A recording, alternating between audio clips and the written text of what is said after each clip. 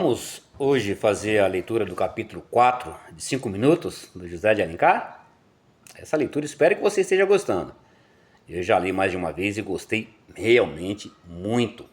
A noite estava escura, era uma dessas noites de Petrópolis, envoltas em nevoeiro e cerração.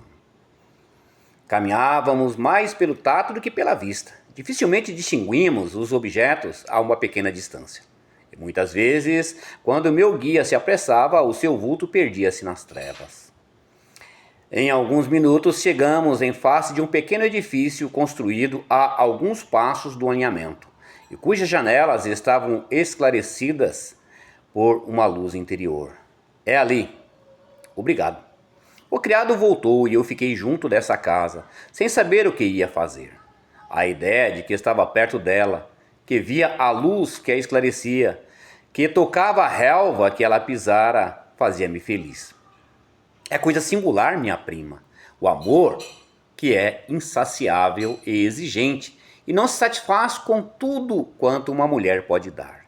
Que deseja o impossível, às vezes contenta-se com um simples gozo da alma, com uma dessas emoções delicadas, com um desses nadas, dos quais um coração faz um mundo novo e desconhecido. Não pense, porém, que eu fui a Petrópolis só para contemplar com enlevo as janelas de um chalé. Não. Ao passo que sentia esse prazer, refletia ao meio de vê-la e falar-lhe. Mas como?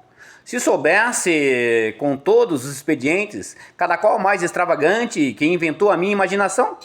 Se visse a elaboração tenaz a que se entregava o meu espírito para descobrir um meio de dizer-lhe que eu estava ali e a esperava. Por fim, achei um. Se não era o melhor, era o mais pronto. Desde que chegara, tinha ouvido uns prelúdios de pianos, mas tão débeis que pareciam antes tirados por uma mão distraída que roçava o teclado do que por uma pessoa que tocasse. Isto me fez lembrar que ao meu amor se prendia a recordação de uma bela música de Verdi, e foi quanto bastou. Cantei, minha prima, ou antes, assassinei aquela linda romanza. Os que me ouvissem tomar-me-iam por algum furioso, mas ela me compreenderia. E de fato, quando eu acabei de estropiar esse trecho magnífico de harmonia e sentimento, o piano que havia emudecido soltou um trilho brilhante e sonoro, que acordou os ecos adormecidos no silêncio da noite. Depois daquela cascata de sons majestosos, que se precipitavam em ondas de harmonia no seio daquele turbilhão de notas que se cruzavam, deslizou plangente, suave e melódica, uma voz que sentia e palpitava, exprimindo todo o amor que respirava a melodia sublime de Verdi. Era ela que cantava. Oh, não posso pintar-lhe, minha prima, a expressão profundamente triste, a angústia de que ela repassou aquela frase de despedida. Não te escorda de mim. Adieu, não te esqueças de mim. Partiu minha alma.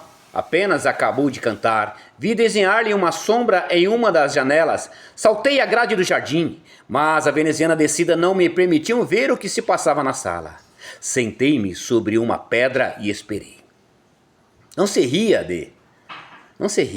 Estava resolvido a passar ali a noite ao relento, olhando para aquela casa e alimentando a esperança de que ela viria ao menos com uma palavra a compensar o meu sacrifício. Não me enganei. Havia meia hora que a luz da sala tinha desaparecido e que toda a casa parecia dormir, quando se abriu uma das portas do jardim e eu vi, ou antes, pressenti a sua sombra na sala. Recebeu-me com surpresa, sem temor naturalmente, e como se eu fosse seu irmão ou seu marido. É porque o amor puro tem bastante delicadeza e bastante confiança para dispensar o falso pejo, o pudor da convenção de que às vezes costumam cercá-lo. Eu sabia que sempre havias de vir, disse-me ela. Oh, não me culpes, se soubesses. Eu culpar-te? Quando mesmo não tivesse direito de queixar-me. Por que não me amas? Pensas isto? Disse-me com uma voz cheia de lágrimas.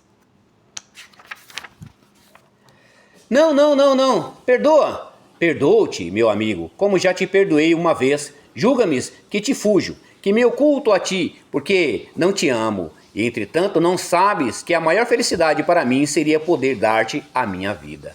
Mas então por que esse mistério? Esse mistério, bem sabes, não é uma coisa criada por mim, e sim pelo acaso. Se eu conservo é porque, meu amigo, tu não me deves amar. Não te devo amar? Mas eu amo-te.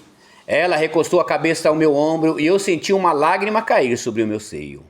Estava tão perturbado, tão comovido dessa situação incompreensível, que me senti vacilar e deixei-me cair sobre o sofá.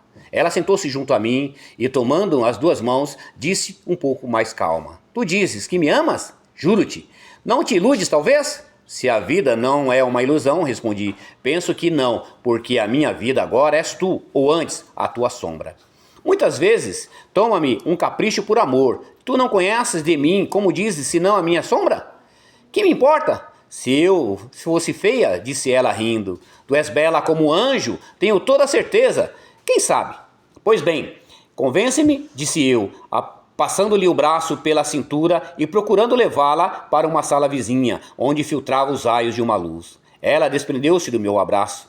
Sua voz tornou-se grave e triste. Escuta-me, meu amigo, falemos seriamente. Tu dizes que me amas, e eu o creio.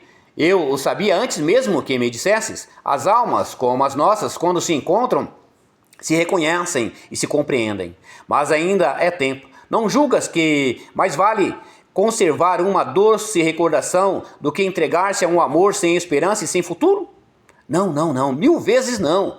Não entendo o que queres dizer. O meu amor, o meu, não precisa de futuro, de esperança, porque tem em si, porque viverá sempre. Eis o que eu temia, e entretanto eu sabia que assim havia de acontecer. Quando se tem a tua alma, ama-te uma só vez. Então, por que exige de mim um sacrifício que sabe ser impossível? Porque, disse ela com exaltação. Por quê? Porque se há uma felicidade indefinível em duas almas que ligam a sua vida, que se confundem na mesma existência, que só tem um passado e um futuro para ambas, que desde a flor da idade até a velhice caminham juntas para o mesmo horizonte, partilhando seus prazeres e as suas mágoas, revendo-se uma na outra até o momento em que se batem as asas e vão abrigar-se no seio de Deus. Deve ser cruel, bem cruel, meu amigo, quando tendo-se apenas encontrado uma dessas duas almas irmãs fugir deste mundo e a outra viúva e triste por condenada e levar sempre no seu seio uma ideia de morte, a trazer essa recordação que, como um crepe de luto, envolverá a sua vida, a sua bela mocidade e fazer o seu coração cheio de vida e de temor, um túmulo para guardar as cinzas do passado? Oh, deve ser horrível. A exaltação com que falava tinha se tornado uma espécie de delírio. Na sua voz, sempre tão doce e aveludada, parecia quebrada pelo cansaço da respiração. Ela caiu sobre o meu seio, agitando-se convulsivamente em um acesso de tosse. E assim, findamos o capítulo 4. Aguarde com carinho, deixe um comentário para que possamos ler o capítulo 5. Jesus Cristo te abençoe.